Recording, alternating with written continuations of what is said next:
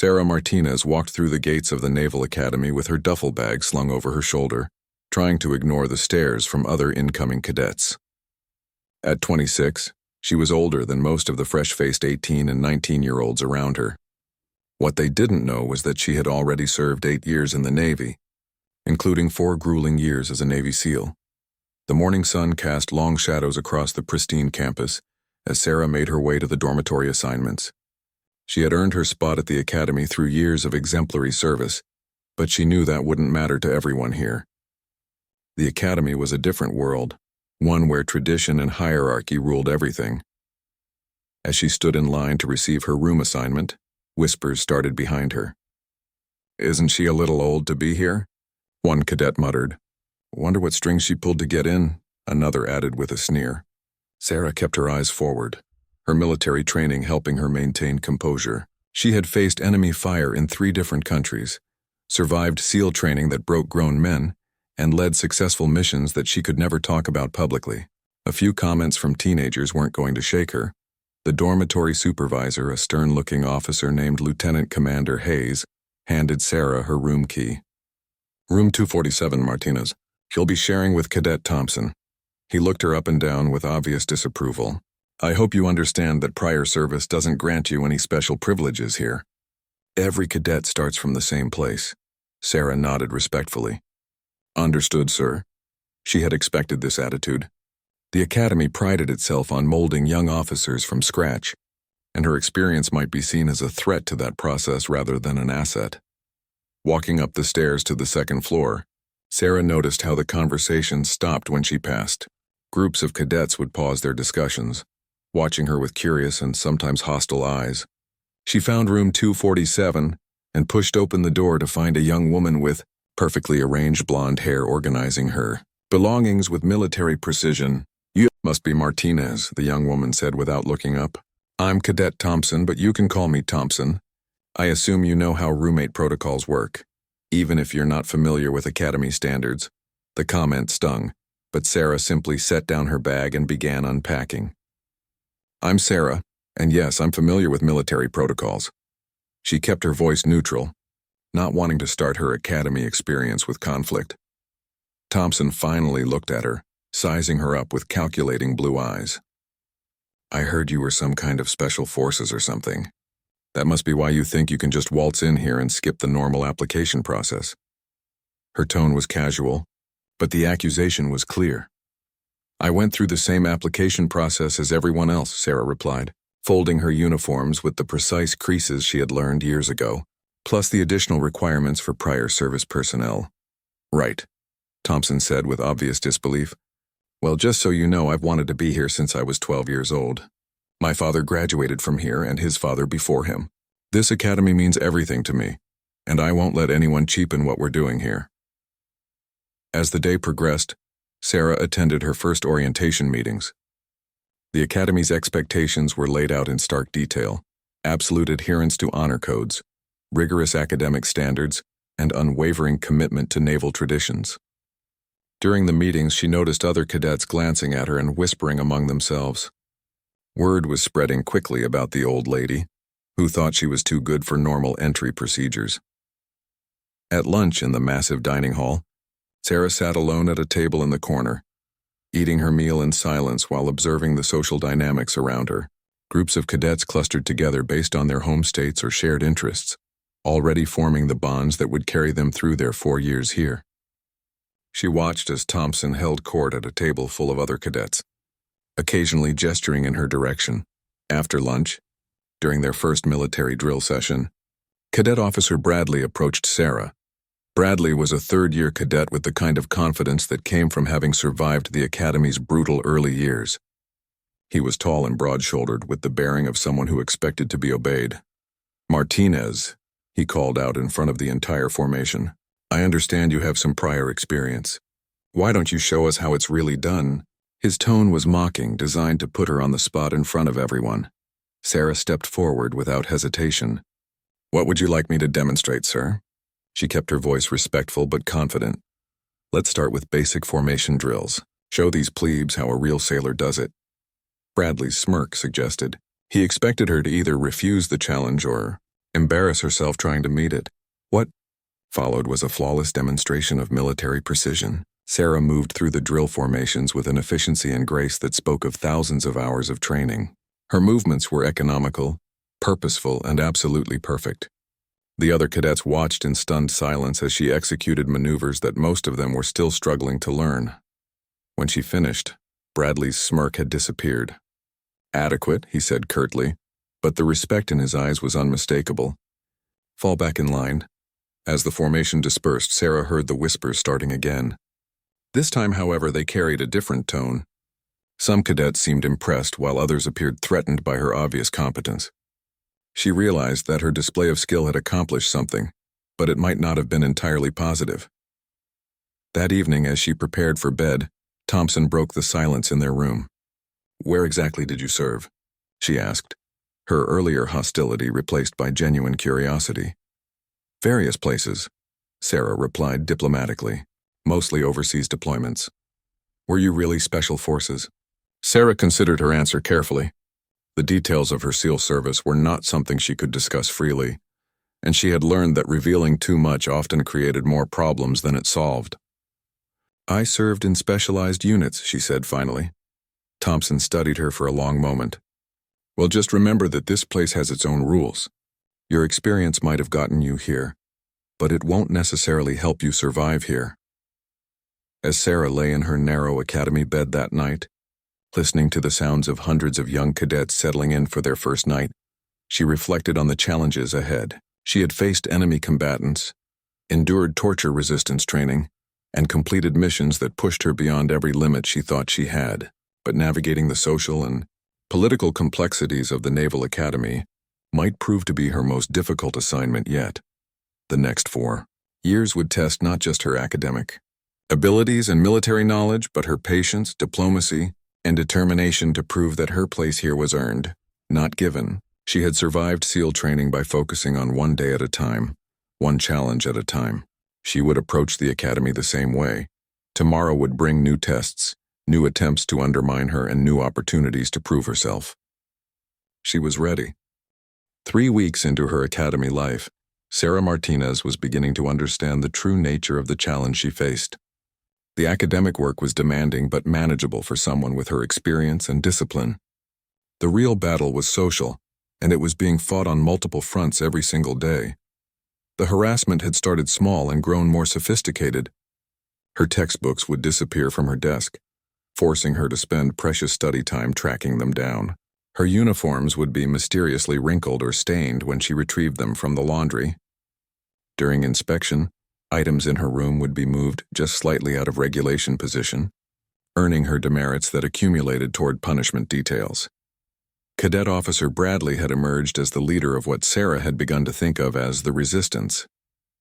He was smart enough never to confront her directly in ways that could be reported, instead orchestrating a campaign of small humiliations and professional sabotage. His followers among the upper-class cadets had taken their cues from him, creating an atmosphere where Sarah felt constantly watched and tested.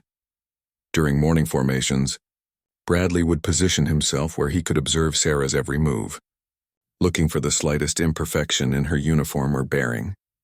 When he found none, his disappointment was obvious. During drill sessions, he would single her out for the most difficult maneuvers, hoping to see her fail in front of her classmates. "Martinez," he called out during one particularly grueling morning drill, "since you're so experienced, why don't you lead the company through the obstacle course? Show these plebes how it's really done." The obstacle course was a notorious academy tradition, designed to test both physical ability and mental toughness. Many first-year cadets struggled with its demands, and Bradley clearly expected Sarah's age to be a disadvantage. What he didn't know was that Navy SEAL training included obstacles that made the Academy's course look like a playground. Sarah stepped forward without hesitation. "Yes, sir. What parameters would you like me to use?" "Full gear, timed run, regulation standards," Bradley replied, his confidence obvious. "Let's see if that prior service actually taught you anything useful." The assembled cadets formed a circle around the course, as Sarah stripped down to her physical training uniform and began stretching. She could feel their eyes on her, some hopeful, others clearly expecting her to embarrass herself. Thompson stood near the front of the group, her expression unreadable. When the whistle blew, Sarah exploded into motion. She attacked the first obstacle, a series of parallel bars with fluid efficiency. Her movements were economical and precise, wasting no energy on unnecessary flourishes. At the rope climb, she ascended hand over hand without using her legs, a technique that spoke of exceptional upper body strength. The wall climb that stymied many cadets was conquered in seconds. Sarah's approach was methodical but aggressive, finding handholds and footholds with the instinct of someone who had scaled much more challenging barriers under hostile fire. The tire run that followed showcased her balance and agility as she danced through the pattern without missing a step. As she approached the final obstacle, a series of monkey bars over a mud pit, Sarah could hear the murmurs from the watching cadets. Her time was already faster than most upper-class cadets could achieve, and she showed no signs of fatigue. She swung across the bars with mechanical precision, dropping to the ground on the other side with barely controlled breathing. Bradley's stopwatch clicked as she crossed the finish line. His face had gone pale as he read the time. 4 minutes, 37 seconds, he announced, his voice tight with barely controlled anger. Adequate performance. But everyone present knew it was far more than adequate. Sarah had just set an unofficial academy record, beating times that had stood for years. The silence from the assembled cadets was deafening as the implications sank in. This woman they had been treating as an outsider and interloper had just demonstrated physical capabilities that exceeded their best performers. As the formation dispersed, Sarah noticed the shift in how her classmates looked at her. Some showed newfound respect, but others seemed even more threatened by her obvious competence. She had proven a point, but she wasn't sure it was the right point to prove. Later that day, during academic classes, the passive aggression continued in new forms. Study groups that had been forming among her classmates suddenly had no room for additional members when she approached. Professors, clearly influenced by whispers from upper-class cadets, began calling on her more frequently and with more challenging questions than they posed to other students. Professor Williams, who taught naval history, seemed particularly determined to test her knowledge. "Cadet Martinez," he called out during a discussion of World War II Pacific campaigns. "Since you have operational experience, perhaps you can explain the strategic significance of the Solomon Islands campaign from a special operations perspective." The question was loaded with assumptions about her background that she couldn't confirm or deny. Sarah chose her words carefully. The Solomon Islands campaign demonstrated the importance of integrated land, sea, and air operations in Pacific theater warfare. From any operational perspective, the ability to coordinate multiple assets while maintaining supply lines across vast ocean distances proved crucial to ultimate success. Williams pressed harder. "But surely someone with your background would have insights into unconventional warfare aspects that textbook studies might miss."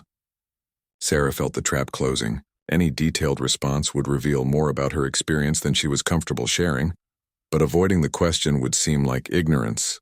"I think the historical record speaks for itself, sir."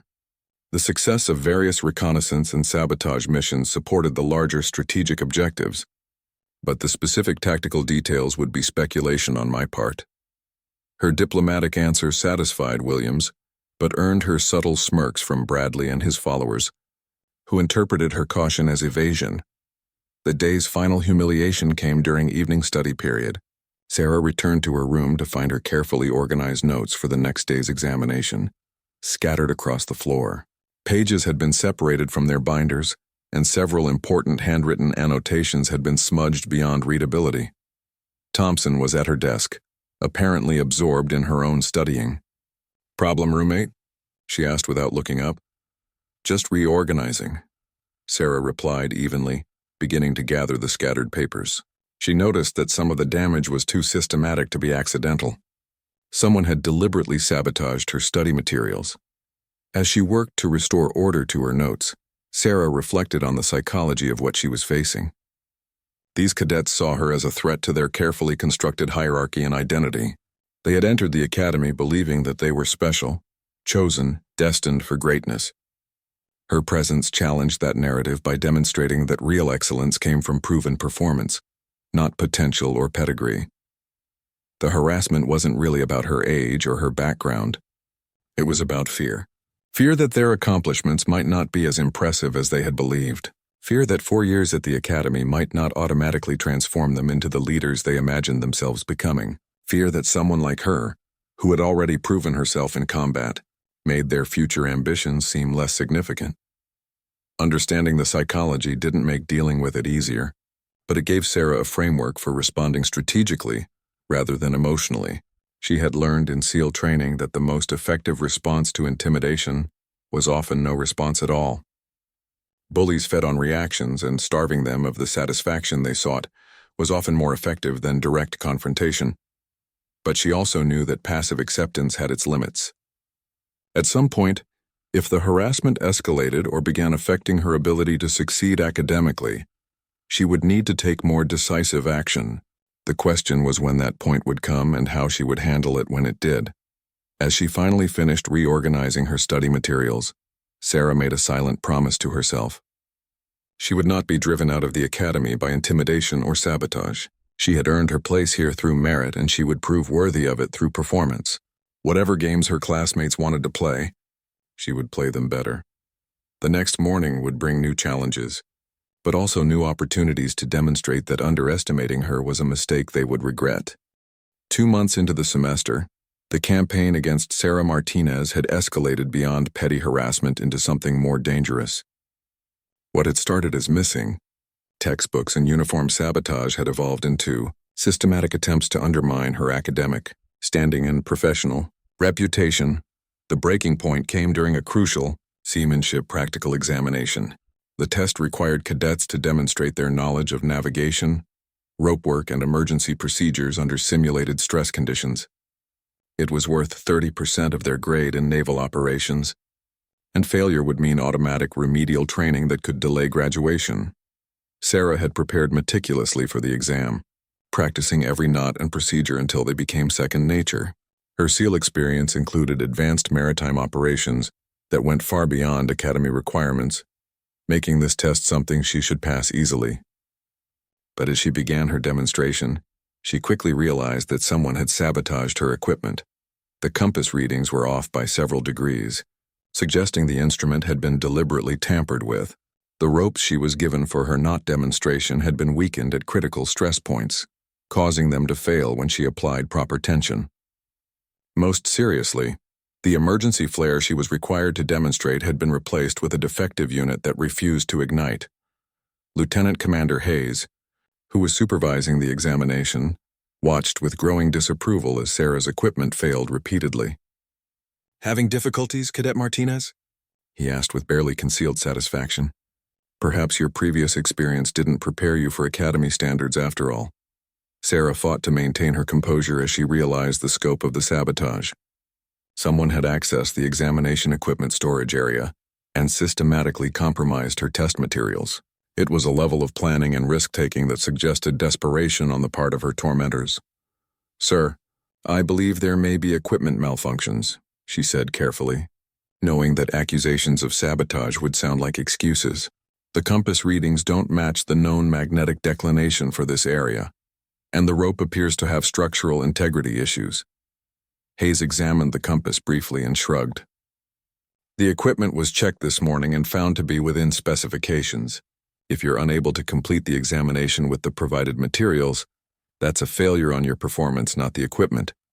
Sarah had a choice to make. She could accept the failing grade and the remedial training that would follow, or she could improvise solutions that would reveal more about her capabilities than she had intended to show. Her SEAL training had taught her to adapt and overcome when equipment failed, but demonstrating those skills might raise uncomfortable questions about the extent of her background. She chose to fight. Working quickly, Sarah used techniques learned in hostile environments to compensate for the faulty equipment. She estimated magnetic declination using sun position and time calculations, a skill that had kept her alive during missions when GPS systems were jammed. For the rope work, she modified her knot techniques to account for the weakened fibers, creating redundant safety measures that exceeded test requirements. The flare presented the biggest challenge. Without a working ignition system, she couldn't complete the required emergency signal demonstration. But Sarah remembered a field-expedient technique from survival training that could create a visible signal using other materials. She quickly gathered reflective surfaces from her equipment and positioned them to create a heliograph system using available sunlight. Hayes watched in stunned silence as Sarah created a functioning signal system from improvised materials. Her demonstrated knowledge went far beyond anything taught in academy courses, revealing training and experience that spoke of operations in extreme environments. "Where exactly did you learn those techniques, Cadet Martinez?" Hayes asked, his earlier hostility replaced by professional curiosity. Sarah chose her words carefully. "Various survival and emergency response courses, sir. The Navy provides extensive training for personnel who might operate in challenging environments." Her answer was truthful but incomplete, and Hayes seemed to recognize that fact. However, he had no choice but to grade her performance based on what she had accomplished, not on the suspicious circumstances surrounding her equipment failures. "Satisfactory completion," he announced, though his tone suggested he had many more questions he wanted to ask. As Sarah gathered her equipment after the exam, she noticed Cadet Officer Bradley watching from across the training area. His expression combined anger and frustration with something that might have been respect. The sabotage had failed, but it had also forced Sarah to reveal capabilities that raised new questions about her background. That evening, the atmosphere in her dormitory was tense. Word of Sarah's improvised solutions had spread quickly through the Academy's efficient gossip network. Some cadets were impressed by her resourcefulness, while others were more convinced than ever that she didn't belong among them. Thompson confronted her as soon as she entered their room. "What exactly are you?" she demanded, her usual composure cracking. "Nobody learns those kinds of techniques in regular Navy service." "Those were special operations skills, weren't they?" Sarah sat on her bunk and began removing her boots, buying time to consider her response. The question she had been dreading was finally being asked directly, and how she answered would determine whether the harassment escalated or evolved into something else entirely. "I served in specialized units," she said finally, using the same diplomatic language she had employed before. "The Navy has many different training programs for different operational requirements." "Don't give me that diplomatic nonsense," Thompson shot back. "I've been researching your background, and there are gaps in your service record that suggest classified assignments. Were you some kind of special forces operator?" The fact that Thompson had been investigating her service record was both concerning and revealing. It suggested that the campaign against Sarah had become more organized and potentially more dangerous than random harassment. "My service record contains the information that's appropriate for public disclosure," Sarah replied evenly. "Some assignments require security classifications that limit what can be discussed." Thompson studied her for a long moment, then asked the question that got to the heart of the matter. "Are you here to spy on us? To evaluate the Academy program for some kind of special operations recruitment initiative?" The paranoid theory revealed how the harassment had evolved in the minds of Sarah's tormentors. They had moved beyond seeing her as an undeserving intruder to viewing her as a potential threat to the institution itself. It was a dangerous escalation that could lead to much more serious consequences. "I'm here for the same reason as every other cadet," Sarah said firmly. "To complete my education and earn my commission as a naval officer. Nothing more, nothing less." But even as she said it, Sarah realized that her presence at the Academy might serve purposes beyond her own career goals. The Navy had invested significant resources in her SEAL training and operational experience. Sending her to the Academy for a commission might indeed be part of a larger strategic plan to integrate special operations expertise into the regular officer corps. The next morning brought a new development. Sarah found a note slipped under her door during the night. The message was brief and unsigned. "Meet us at the boat dock after evening formation. Come alone or face the consequences." The anonymous threat represented a clear escalation in the campaign against her. Someone was no longer content with passive harassment and equipment sabotage. They wanted a direct confrontation, presumably where they would have the advantage of numbers and isolation from Academy supervision.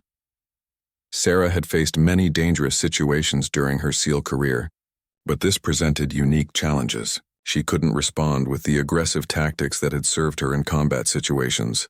Any violence on Academy grounds would result in immediate dismissal, regardless of who initiated it or what provocation might have led to it. But she also couldn't ignore the threat or appear to back down from the confrontation. Her tormentors were testing her resolve, and how she responded would determine whether the situation escalated further or began to de-escalate. As she prepared for her classes that day, Sarah began planning her approach to the evening's confrontation. She would meet them as requested, but on her terms and with her own preparations. If they wanted to test her, she would give them a test they would never forget. The game was changing, and Sarah intended to win it decisively. The boat dock after evening formation was a lonely place, shrouded in the mist that rolled in from the harbor as temperatures dropped. Sarah Martinez arrived exactly on time, her footsteps echoing on the wooden planks as she walked toward the designated meeting spot. She had come alone as requested, but not unprepared. During her years as a Navy SEAL, Sarah had learned that knowledge was often more powerful than physical force. Before coming to the dock, she had done her homework. Through careful observation and discreet inquiries, she had identified the core group behind the harassment campaign. Cadet Officer Bradley led the group, but he wasn't acting alone.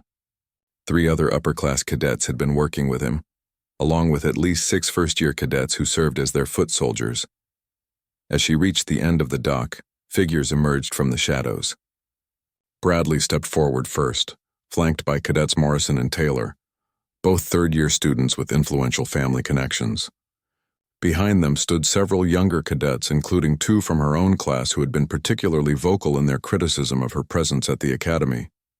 "Martinez," Bradley said, his voice carrying across the water with practiced authority. "I'm glad you could join us. We thought it was time for an honest conversation about your situation here." Sarah remained silent, letting them make the first move. In her SEAL training, she had learned that in confrontational situations, the person who spoke first often revealed more about their intentions and weaknesses than they realized.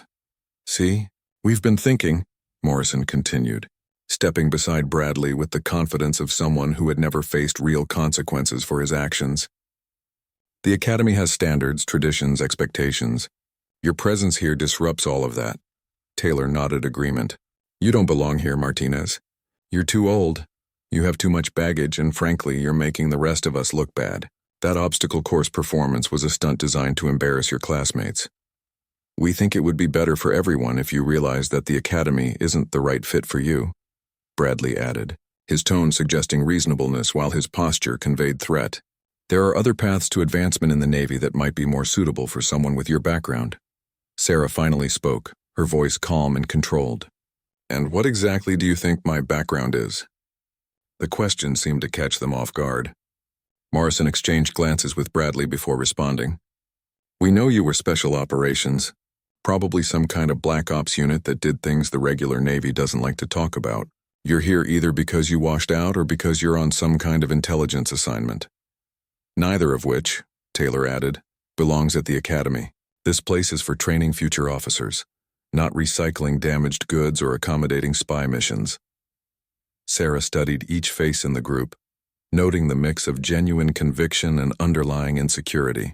These young men had built their identities around the belief that they were special, chosen, destined for greatness. Her presence challenged that narrative in ways they couldn't tolerate. "You're right about one thing," she said finally. "I did serve in special operations, Navy SEALs specifically. 4 years of operational deployment in 3 different theaters." The admission sent a ripple through the group. Several of the younger cadets stepped back involuntarily, while Bradley's eyes narrowed with a mixture of vindication and concern. "I thought so," he said, though his voice lacked the confidence he was trying to project. "So what are you really doing here? SEALs don't just decide to become regular officers. There's an agenda." Sarah smiled slightly, an expression that didn't reach her eyes. "You want to know my agenda? I'll tell you. I'm here to earn my commission and serve as a naval officer. That's it. No conspiracy. No intelligence mission, no hidden purpose. But here's what you need to understand," she continued, her voice taking on an edge that made several cadets shift uncomfortably. "During my SEAL service, I completed missions that I can never talk about publicly. I've been shot at by enemies who wanted to kill me and everyone I served with. I've made life and death decisions under pressure that would break most people."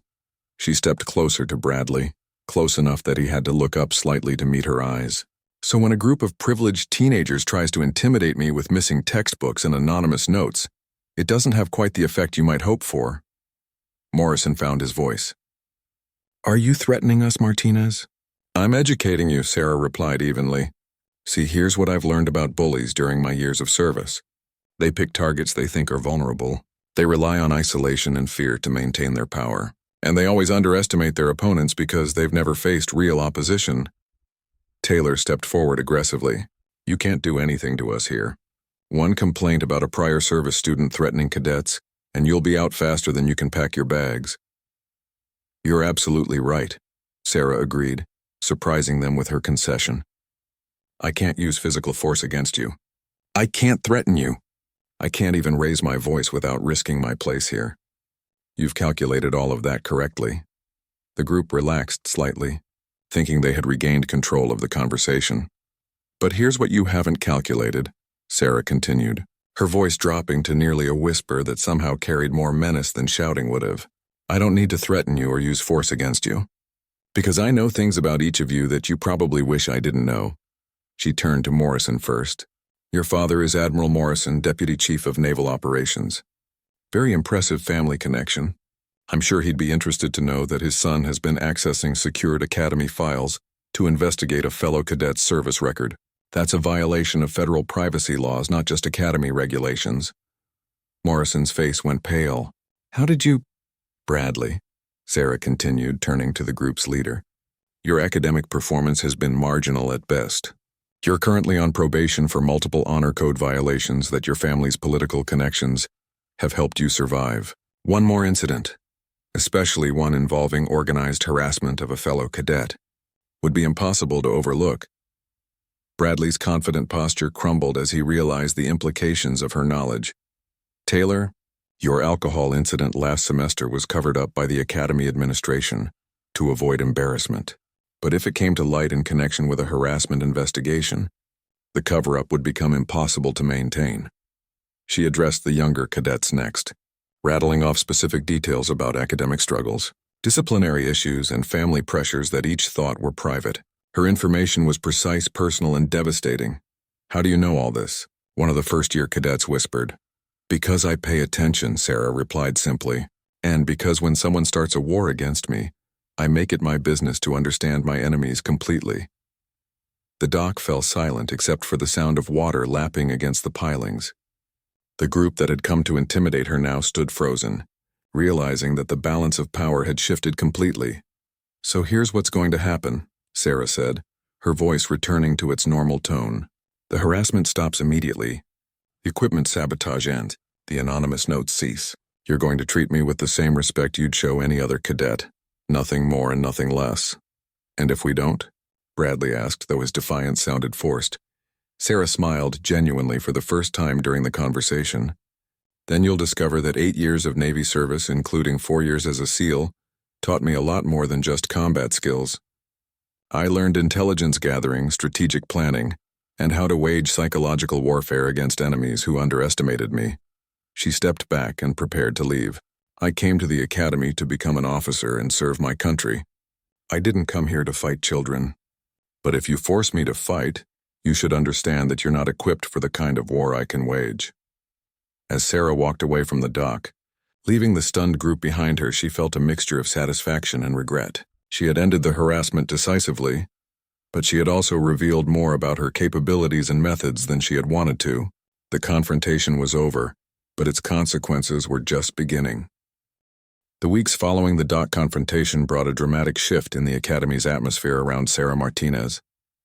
The organized harassment campaign had ended abruptly, but in its place came something more complex and potentially more challenging, a mixture of fear, respect, and intense curiosity about who she really was and what she had done during her military service.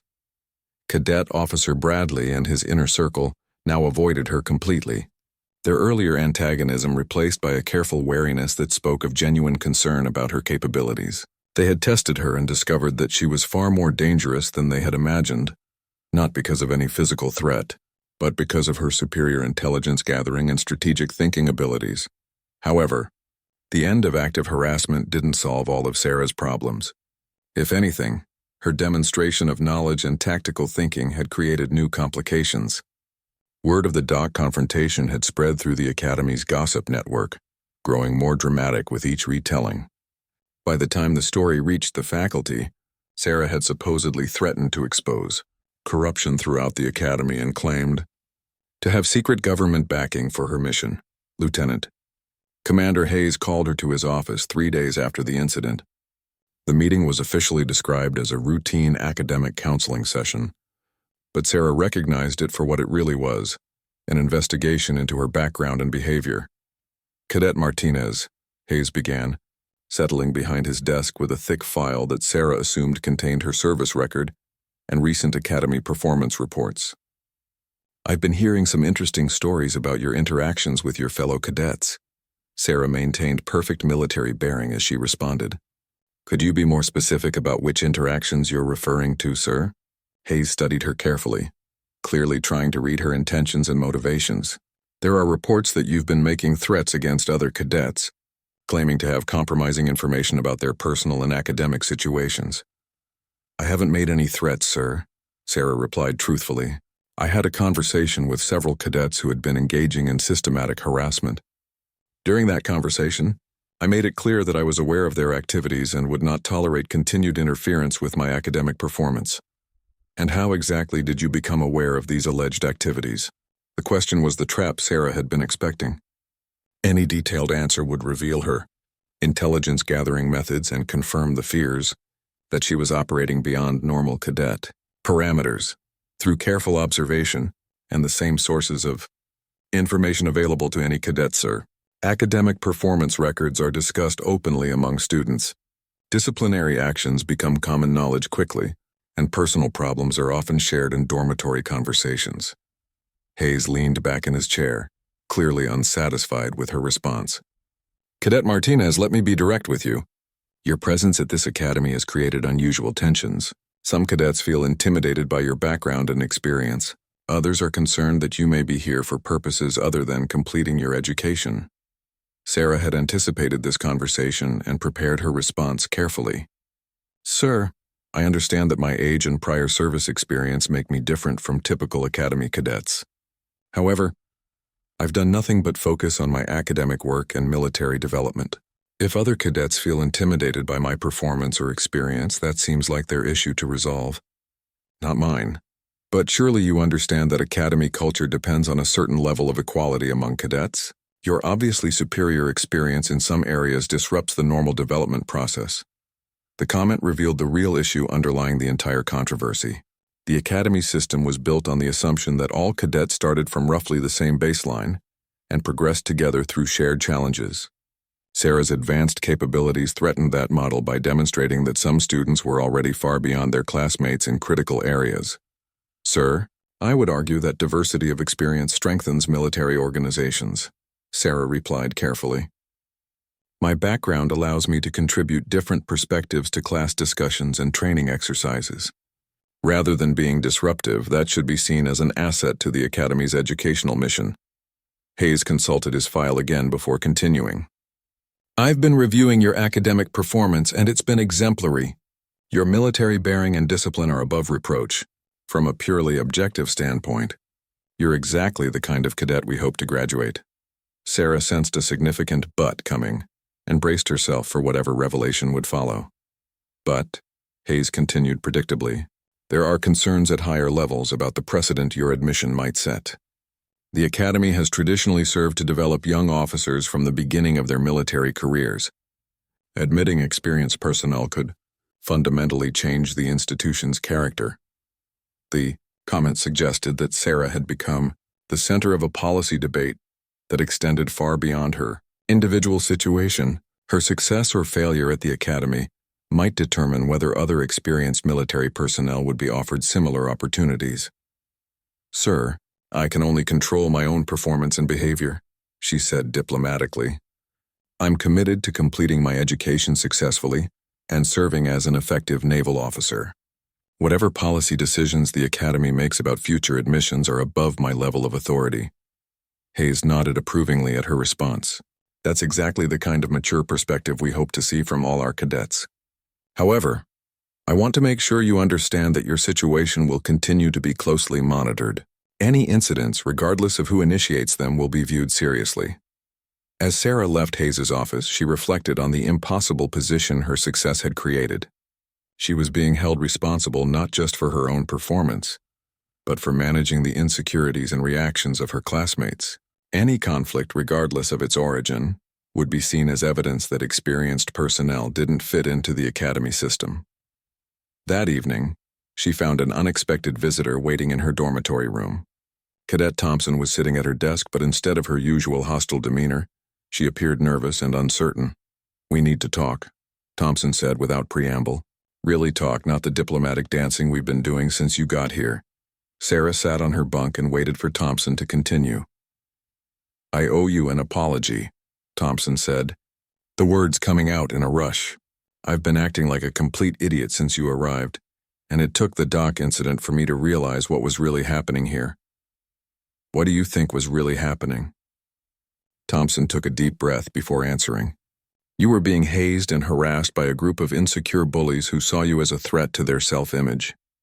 And instead of supporting a fellow cadet who was being mistreated, I participated in the harassment because I was just as threatened by your competence as they were."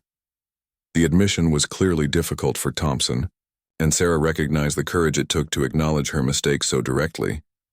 "I've been thinking about what you said during our first conversation," Thompson continued, "about going through the same application process as everyone else, plus additional requirements for prior service. I looked up those requirements and they're incredibly demanding.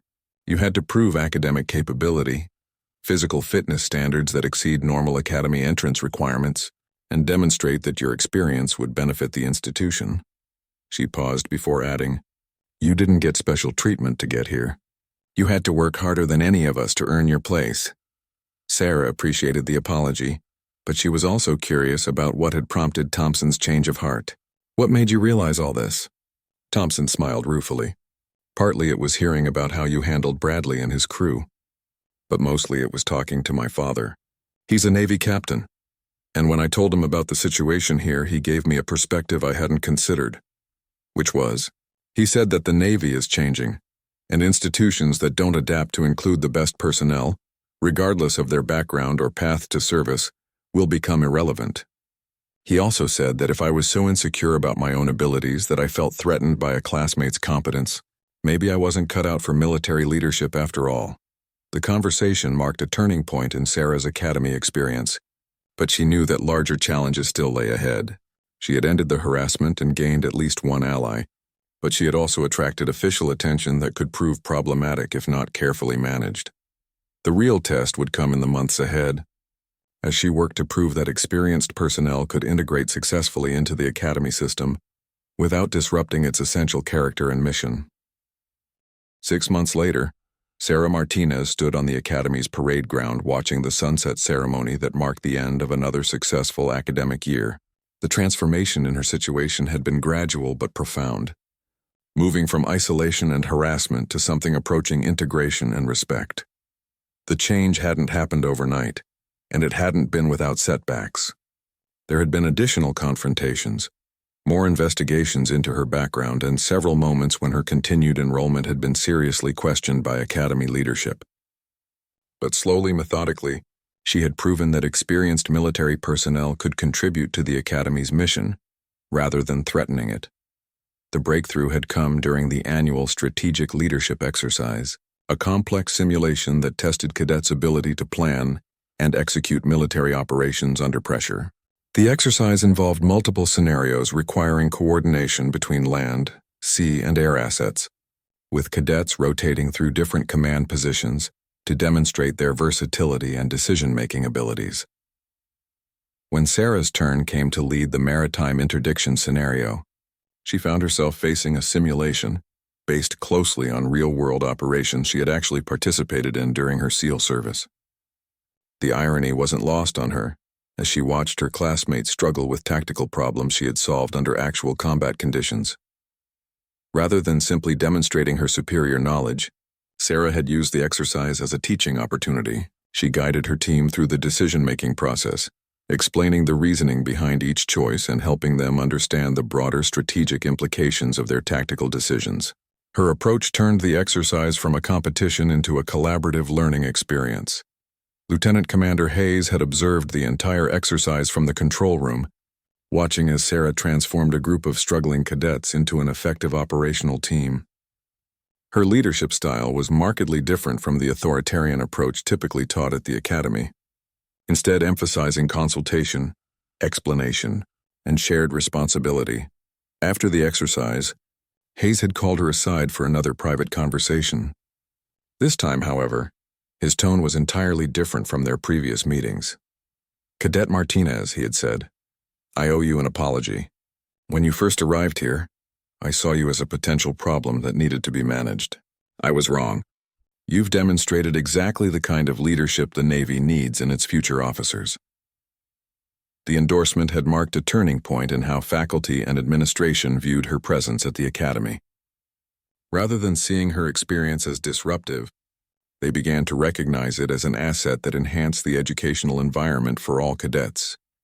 The change in official attitudes had filtered down to the cadet population, where Sarah's reputation had evolved from threatening outsider to valuable mentor and teammate. Younger cadets began seeking her advice on everything from academic challenges to personal problems, while her peers increasingly included her in study groups and social activities. Cadet Officer Bradley, once her primary antagonist, had even approached her for help with his senior thesis on unconventional warfare tactics.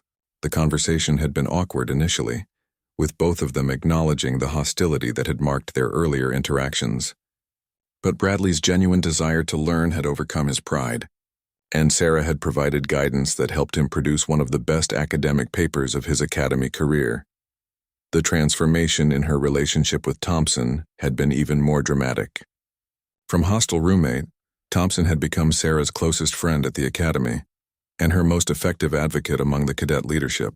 Thompson's family connections and social skills had proven invaluable in changing perceptions about Sarah's place in the academy community. But perhaps the most significant change had been in how Sarah viewed her own role and mission.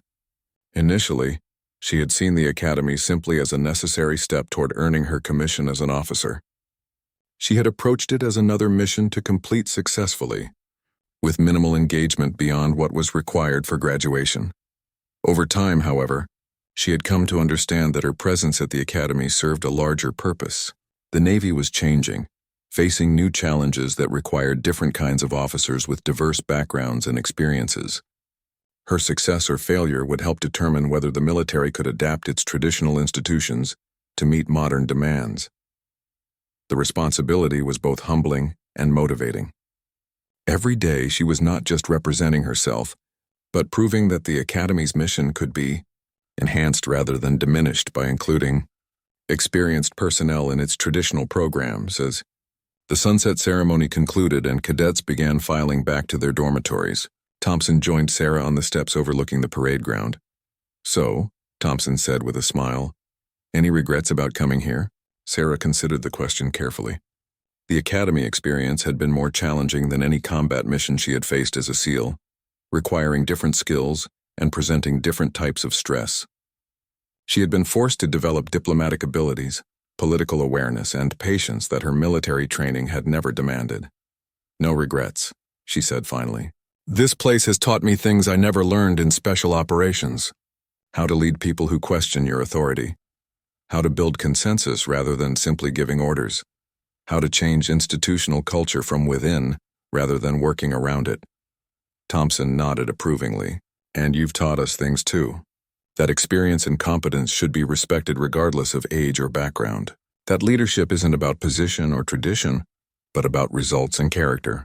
That the Academy's mission is big enough to include different paths to service." As they walked back toward their dormitory, Sarah reflected on how completely her situation had changed. The cadets who had once seen her as an intruder now viewed her as a trailblazer who had expanded their understanding of what it meant to be a naval officer. The faculty who had questioned her admission now pointed to her success as evidence that institutional evolution could strengthen rather than weaken military tradition. Most importantly, she had proven to herself that the Academy's challenging environment had made her a better officer than her SEAL experience alone could have accomplished. The combination of operational experience and formal military education had created capabilities she hadn't possessed before arriving at Annapolis. Looking ahead to her final 3 years at the Academy, Sarah felt confident that she would graduate as the kind of officer the Navy needed for its future challenges. More significantly, her success would open doors for other experienced personnel who could benefit from similar opportunities. The intimidation campaign that had nearly driven her away from the academy had instead forced her to demonstrate strengths and capabilities that transformed how the institution viewed its mission and potential. What her tormentors had intended as evidence of her unworthiness had become proof of exactly why the Navy needed officers like her. The sunset ceremony had ended another day at the academy, but for Sarah Martinez it marked the beginning of a new chapter in her military career and in the institution's evolution toward a more inclusive and effective future. She had survived the test, passed the examination, and earned her place not just as a cadet, but as a catalyst for positive change in the naval service she was proud to represent. The young woman who had walked through the academy gates 6 months earlier, bracing herself for challenges she could only imagine, was now confident in her ability to meet whatever obstacles lay ahead. She had learned that sometimes the most difficult battles are fought not against external enemies, but against institutional inertia and personal prejudice, and she had won.